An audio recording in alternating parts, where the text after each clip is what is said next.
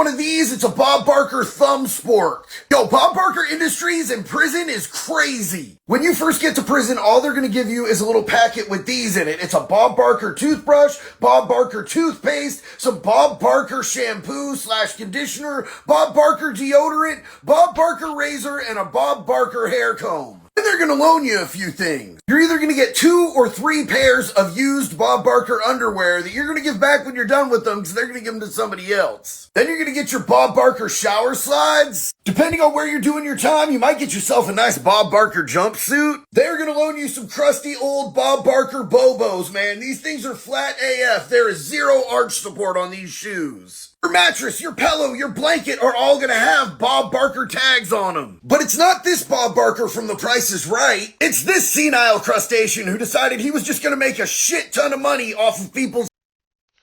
Alright, YouTube. So, JD lies again. Because you don't get a Bob Barker care package when you go to prison. You get a little cube of soap that's like that fucking big and like that friggin' thick. You get a see-through razor, not a yellow one.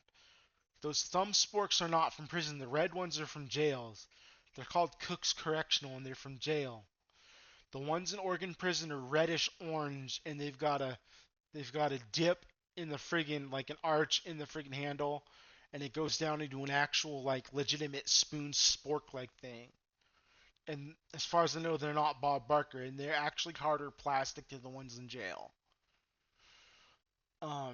What you're gonna get when you go to prison, when you go to Coffee Creek, is you're gonna get a cube of soap, a small toothbrush, a little tiny thing full of baking soda to brush your teeth, and a shampoo bottle. That is it. When you go to the next prison you go to, you're not even gonna get that. And I mean, when you first go to prison at Coffee Creek and Intake, you'll get like 3 mail envelopes, but after that, you're not gonna get no more.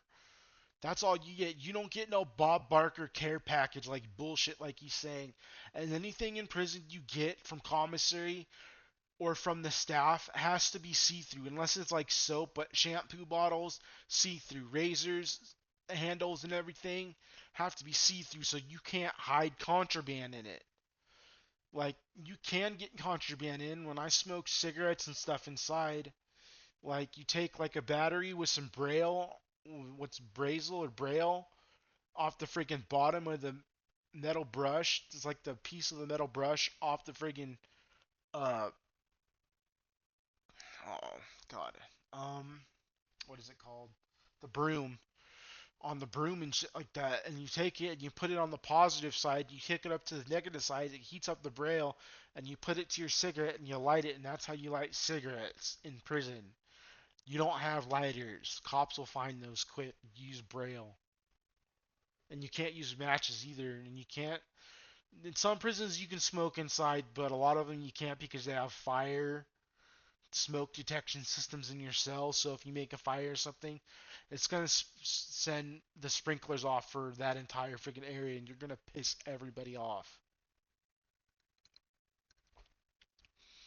You smoke on yard and hope the CO doesn't catch you. Whether it's a stick, which is gonna be like literally smaller than that, and it's literally not even like crumbs of marijuana in your stick. It's like the bottom micro particles of your bag after everything has been licked clean and there's not a bit of THC left. It's not even like popcorn nugs and shake or crumbs. It's like micro particulates of pot. You're not going to get high off of it. Like, you got to be straight up desperate if you're doing drugs in prison. And it's 7 pop tickets for a stick. I think it's like 7 pop tickets for a cigarette too, although I could be wrong. And if you want a torpedo, it's like 100 pop tickets.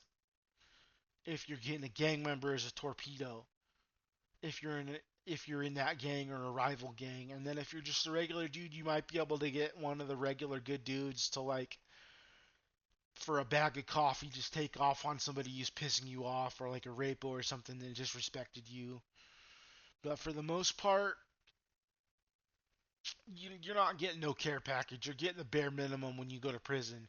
First things you buy when you get out when you get out of intake and you go to prison, you get money on your books. When you go to an actual prison, you have commissary, shampoo, conditioner, soap, deodorant, toothpaste, toothbrush.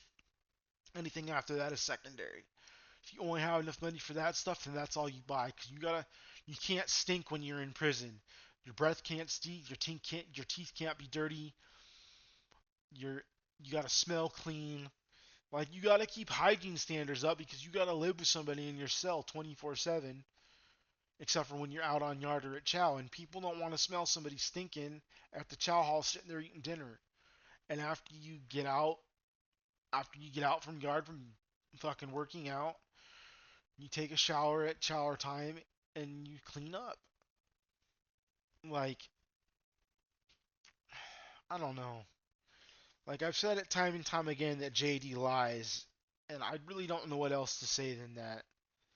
Like, he's basically gonna end up being Wes Watson 2.0 because, like, all my neighbors straight up have cameras in their yards.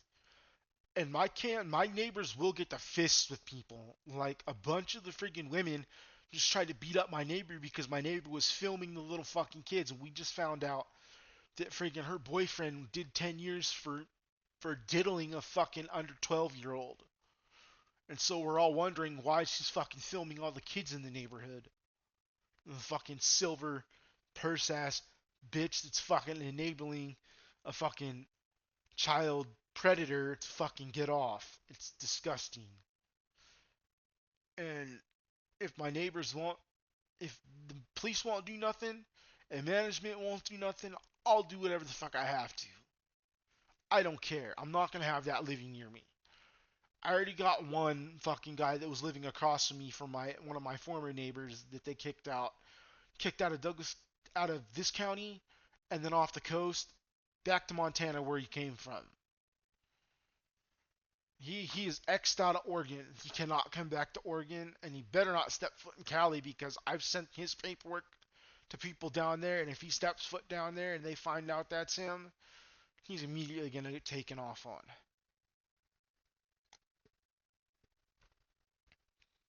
Because in California, you gotta hide if you're an SO in California. You can't walk the street without fear of getting taken off on by some gangbanger or some dude who's been upstate who happens to see you and knows what you have done. It's not like Oregon where you can legitimately walk all over town, work in a McDonald's, work in a fucking mini mart a block away from a school or right around the corner from a freaking school. Like this one that I've been dealing with that did. Like it's friggin' ridiculous. Anyways, catch you later, YouTube.